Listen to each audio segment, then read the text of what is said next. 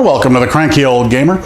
Today we're going to be taking a look at a game that is going to be on Kickstarter in September of 2017. I happen to get an early copy. The game is called Side Effects. It is a card game for 2 to 8 players that deals with a very sensitive subject. It deals with the field of mental health. Now, this is a field that is very near and dear to me.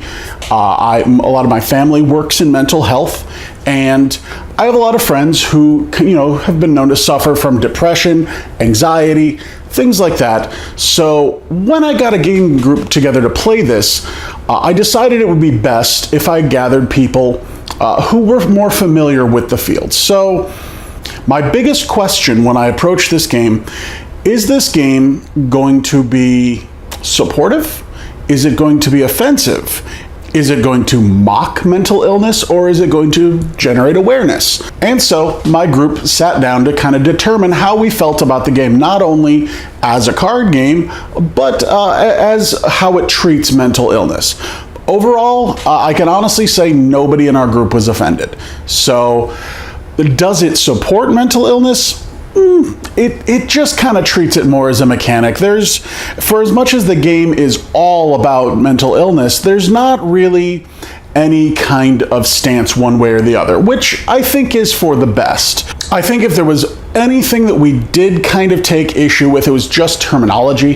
The game consistently refers to the issues as diseases. Technically not wrong, but the preferred nomenclature are either mental illnesses or mental disorders. We took a little umbrage with that, but overall the game was not nearly as offensive as we thought. So once we had made that distinction, we were happy to sit down and just play the game and see what it was all about. And I'm very happy to report we had a blast.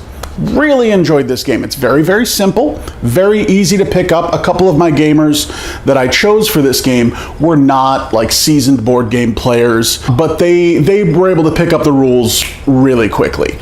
So the way the game is played, at the very beginning, each player is dealt 4 diseases.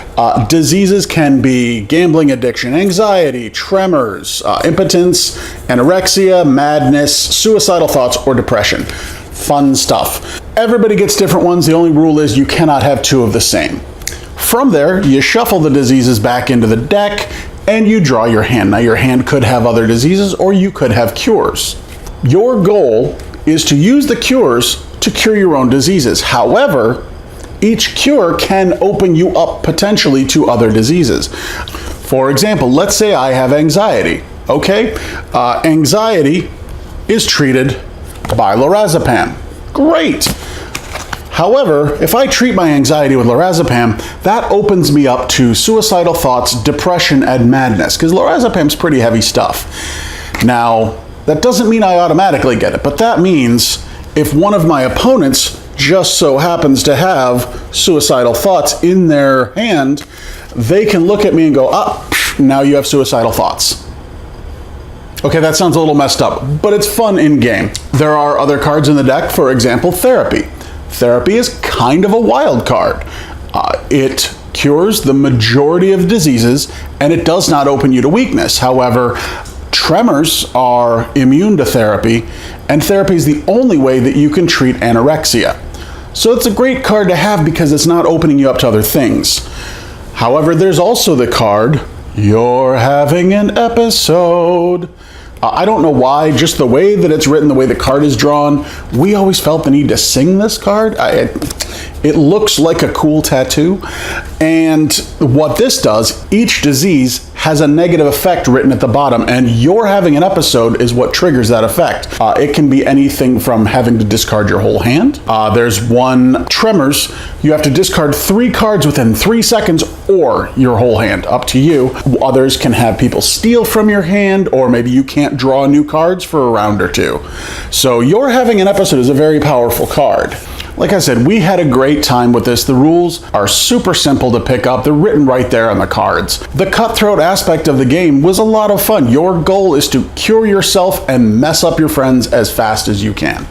it was great. Rounds are very quick. The games themselves are maybe 20 minutes. So it's a great party game. Plays up to 8, so you can have a whole group playing, which is cool.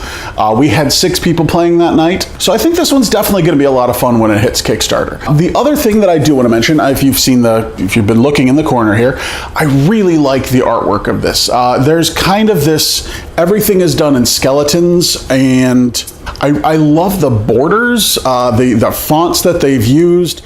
It has a very unique style, and I very much dig that. The backs of the cards kind of look like tarot cards. You can see this here.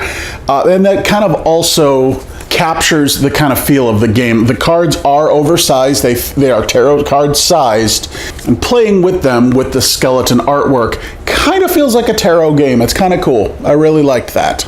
And as I said, the You're Having an Episode card, I think it's a pretty neat design. It looks like a cool tattoo.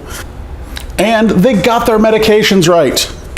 Chlorpromazine really does, it's an antipsychotic. It does treat madness. Clozapine, it is a anti-schizophrenia drug that really does help suicidal thoughts.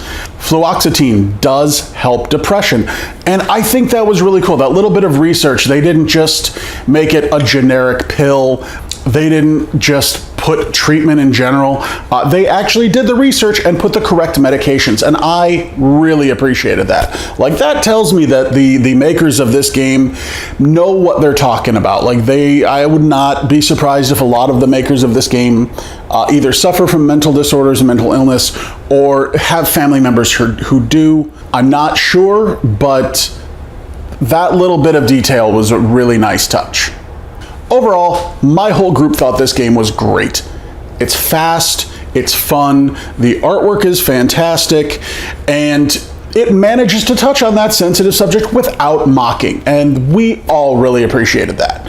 When I presented it to the group, they were like, "Ooh, is this going to be belittling? Is this going to be offensive?" And it wasn't. Great job with that. Really happy. Once again, this game does go on Kickstarter in September is the projected date. So I really like to see this game succeed. I hope you guys will back it. I don't know what the price is going to be yet, or the minimum backing, but it being a small card game, I can't imagine it being too much. The only thing, like I said, that we took any kind of issue with was the nomenclature. If they change it between the Kickstarter and production from diseases to either mental illness or mental disorders, I think that would be a lot less provocative. I think it'd go a long way. So I will definitely share that on thecrankyoldgamer.com when it goes live. And yeah. All right, guys. Well, I hope you guys have had a good time. Once again, this game is Side Effects.